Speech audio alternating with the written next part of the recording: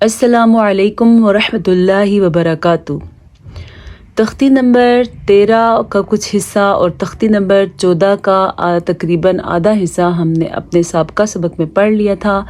تختی نمبر 14 میں تشدید اور سکون کی مشق کروائی جا رہی ہے۔ اگر اس تختی کو ہم غور سے پڑھ لیں گے، تھوڑے سے اس میں لفظ مشکل ہیں، اگر ہمیں یہ اٹھانا آ گئے تو اس کا مطلب ہے ہم قرآن مجید کے کافی سارے الفاظ کو اٹھانا سیکھ جائیں گے۔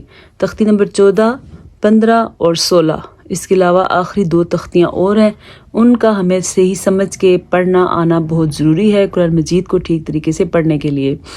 تو ہم اپنے سبق کا آغاز کرتے ہیں۔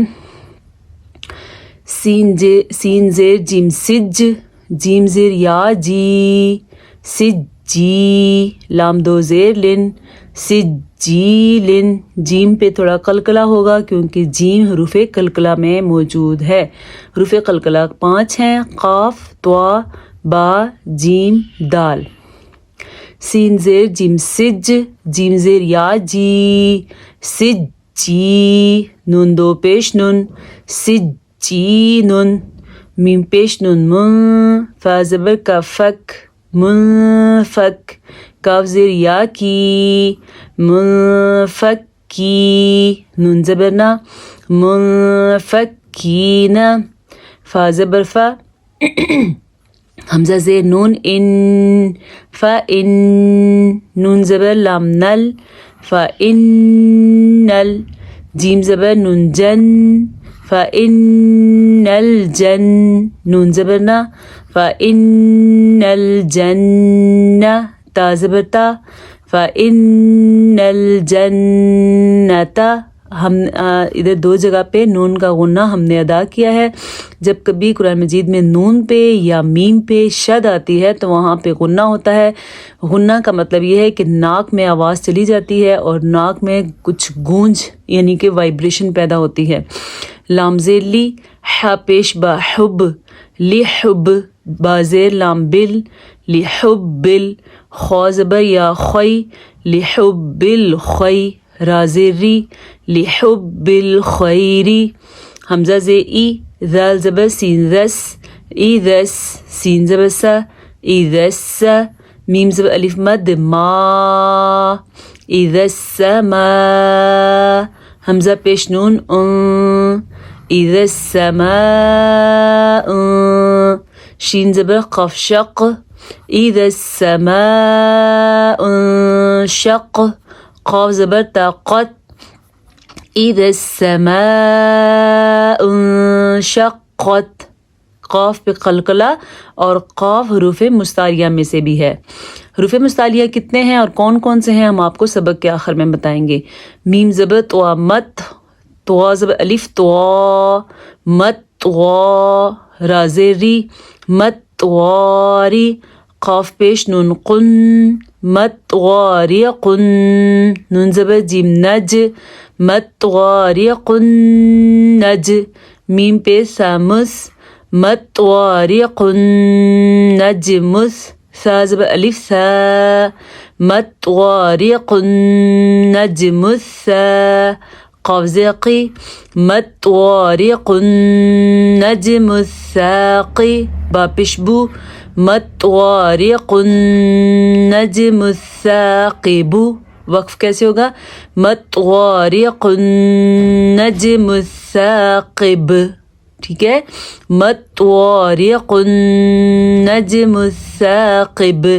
یہ ہر جو یہاں پہ الفاظ آپ کو نظر آ رہے ہیں پورے جملے ہیں اور یہ قرآن مجید میں سے دیے ہوئے، جیسے کہ فَإِنَّ الْجَنَّةَ، یہ ایک جملہ ہے، ایسا نہیں کہ آپ الگ پڑھ لیں اس کو بھی الگ پڑھ لیں، یہ ملانے کے لیے ان کو یہ بھی ہے۔ لِحُبِّ الْخَيْرِ، کیسے؟ لِحُبِّ الْخَيْرِ، یہاں سے لے کے یہاں تک یہ اگلا جملہ ہے۔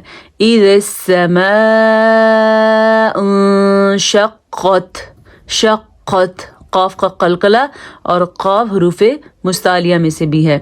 مت طوارق النجم الثاقب، یہاں پہ ہم نے وقف کر لیا، پھر ہم نے نون کا غنہ ادا کیا، طوا کو پر پڑھا کیونکہ طوا حروف مستعلیہ میں سے ہے، قاف کو ہم نے پر پڑھا کیونکہ قاف حروف مستعلیہ میں سے ہے. جیم پہ ہم نے قلقلہ کیا کیونکہ یہ حروف قلقلہ میں سے ہے. سا کو پڑھنے کا طریقہ ہے سا نہیں پڑھتے کیونکہ سا سے سین اور سواد اور زوا ان سے سیٹی کی آواز نکلتی ہے، جبکہ سا اور زال جو ہیں دونوں نرمی سے ادا ہوتے ہیں. اور قاف جو ہے یہ کیا ہے؟ حروف مستعلیہ میں سے ہے. مطارق النجم الثاقب.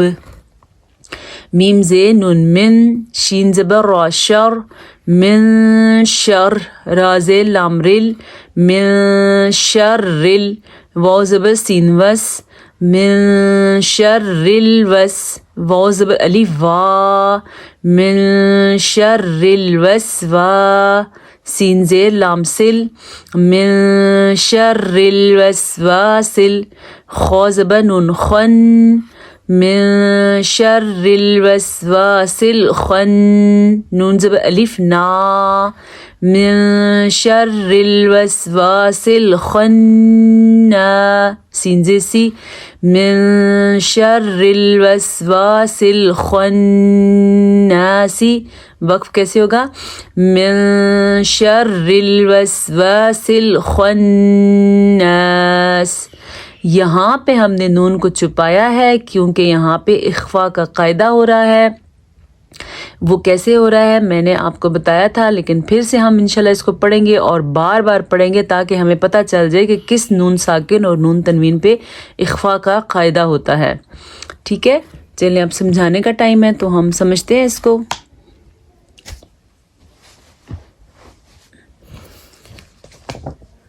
یہ یاد رکھیں نون ساکن، یہ نون ساکن ہے. ٹھیک ہے، نون ساکن اور نون تنوین کے بعد یاد رہے کہ جو نون ساکن ہے جس نون کے اوپر ساکن ہو اسے نون ساکن کہتے ہیں. ٹھیک ہے، یہ نون ساکن ہے. نون ساکن کے بعد نون ساکن اور نون تنوین کے بعد نون تنوین کہتے ہیں کسی بھی حرف کے اوپر دو زبر، کسی بھی حرف کے نیچے دو زیر، کسی بھی حرف کے اوپر دو پیش، اسے کہتے ہیں نون تنوین. ٹھیک ہے، نون ساکن اور نون تنوین یہ آپ کے سامنے ہے، اس کو آپ نے یاد رکھنا ہے. اپنے پاس ڈائری میں لکھ لیں تو زیادہ بہتر ہوگا. ٹھیک ہے، نون ساکن اور نون تنوین کے بعد یہ والی چیزیں نہ آئیں. کیا؟ حروف ہلکی،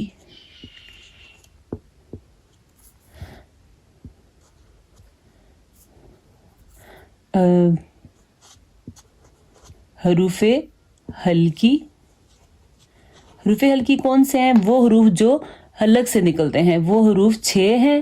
کون کون سے؟ حمزہ، ہا، عین، حا، غین، خا. ان کے بعد یہ حروف نہ ہوں اور کیا نہ ہو؟ اور کیا ہو جی؟ یرملون نہ ہو. یا، را، میم، لام،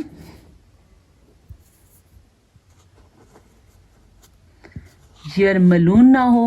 یا کیا؟ یعنی کہ کھول کے اس کو لکھیں گے تو یا، را، میم، لام، واو اور نون. یہ والے حروف بھی نہ ہوں. ٹھیک ہے، حروف ہلکی نہ ہو، حروف یرملون نہ ہو اور حرف با نہ ہو. باقی تقریباً 15 حروف بنتے ہیں. میں ایک دفعہ پھر بھی تسلی کر لیتی ہوں اپنی. باقی جو ہیں 15 حروف میں سے کون کون سے ہیں؟ تا، سا، جیم، دال، ذال. باقی کون سے حروف ہیں یہ آپ کے سامنے رکھتے ہیں ہم. یہ دیکھیں آپ، اس میں تا بھی ہو سکتا ہو جائے، سا ہو جائے، جیم، دال، ذال، زا. یرملون میں را شامل ہے اس لیے یہ نہیں ہے. سین، شین، سواد، زواد، طوا، زوا. پھر یہ دونوں نہیں ہیں. فا، قاف، کیف، لام نہیں ہے، میم نہیں ہے، نون نہیں ہے، واو نہیں ہے، ہا نہیں ہے، حمزہ نہیں ہے اور یا بھی نہیں ہے. باقی کتنے بنتے ہیں یہ 1 2 3 4 5 6 7 8 9 10 11 12 13 14 15 یہ باقی 15 حروف بنتے ہیں. ان 15 حروف میں سے کوئی حرف آ جائے تو وہاں پہ اخفا ہوتا ہے. اس نون ساکن اور نون تنوین کو چھپا کے پڑھتے ہیں. ان کے آگے کیا نہ ہو؟ حروف حلقی نہ ہو، حمزہ ہا، عین حا، غین خا نہ ہو، حروف یرملون نہ ہو، یا را میم لام واو نون، اور حرف با بھی نہ ہو. کیونکہ حروف حلقی ہوگا تو کوئی اور قاعدہ بنے گا، حروف یرملون ہوں گے تو کوئی اور قاعدہ بنے گا، حرف با ہوگا تو کوئی اور قاعدہ بنے گا. اور یہ سارے قواعد ہم نے کرنے ہیں انشاءاللہ. سب سے پہلے ہمیں اخفاء کا قاعدہ سیکھنے کو مل رہا ہے کیونکہ بار بار آ رہا ہے، تو اس لیے میں نے ترجیح دی کہ ہم پہلے اخفاء کا سیکھیں. تو یہ اخفاء جیسے کہ میم، یہ نون ساکن ہے، نون ساکن کے بعد شین آیا ہوا ہے، شین ان میں کسی میں موجود نہیں ہے بلکہ حروف اخفاء میں موجود ہے.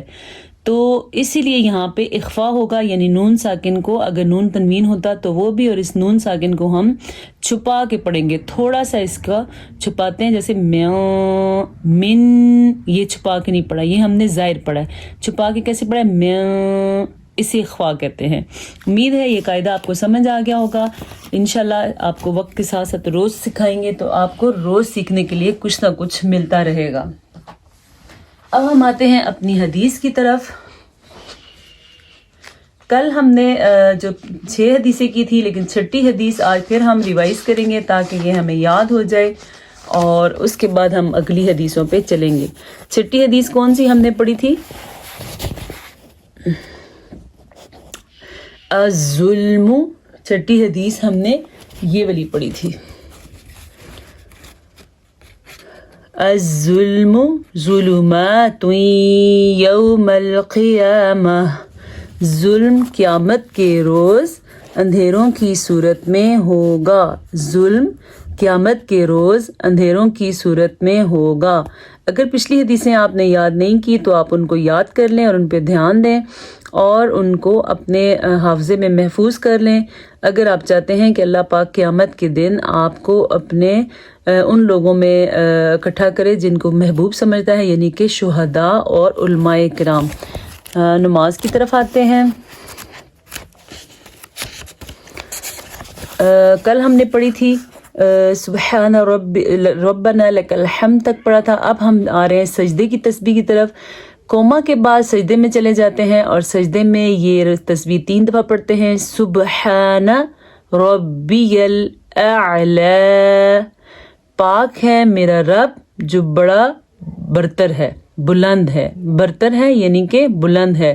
سبحان ربی الاعلی، پاک ہے میرا رب جو برتر ہے. آگے آتے ہیں جی التحیات کی طرف. التحیات للہ، تمام عبادتیں للہ اللہ تعالیٰ کے لیے ہیں. والصلوات، اور تمام فعلی باتیں، والطیبات، اور تمام پاکیزگیاں کس کے لیے ہیں؟ اللہ تعالیٰ کے لیے ہیں. یعنی فعلی باتیں کیا ہے؟ نماز، روزہ، یہ ساری چیزیں. اور والطیبات میں پاکیزہ باتیں، اس میں مالی باتیں شامل ہو جاتی ہیں، اللہ تعالیٰ کے لیے ہیں. السلام علیکہ، آپ پہ سلامتی ہو. ایھا النبی، اے ہمارے نبی، اے ہمارے نبی آپ پر سلامتی ہو. ورحمۃ اللہ، اور اللہ تعالیٰ کی رحمت ہو. وبرکاتہ، اور اللہ کی برکتیں ہوں. یہ 2 لائنیں کافی ہیں. تمام قولی باتیں اور تمام فعلی باتیں اور تمام مالی باتیں اللہ تعالیٰ کے لیے ہیں. التحیات، تمام قولی باتیں، یعنی کہ ہم کوئی ذکر جو زبان سے کرتے ہیں یا اچھے اخلاق کے ساتھ ہم کردار ادا کرتے ہیں، وہ سب ہماری عبادت میں شامل ہو جاتا ہے، وہ اللہ تعالیٰ کے لیے ہے. والصلوات، اور تمام مالی باتیں، ٹھیک ہے. تمام فعلی باتیں. والصلاۃ، یہ صلاۃ ویسی نماز کو کہتے ہیں. تمام فعلی باتیں، والطیبات، اور تمام مالی باتیں اللہ تعالیٰ کے لیے ہیں. السلام علیکہ، آپ پہ سلامتی ہو اے ہمارے پیارے نبی. ورحمۃ اللہ، اللہ تعالیٰ کی رحمت ہو. وبرکاتہ، اللہ کی برکات ہوں. اتنا آپ نے ترجمہ اپنے ذہن میں رکھنا ہے. انشاءاللہ ہم نیا ترجمہ بھی پڑھیں گے اور نئے سبق کے ساتھ ہم آپ کی خدمت میں پھر سے حاضر ہوں گے. السلام علیکم ورحمۃ اللہ وبرکاتہ.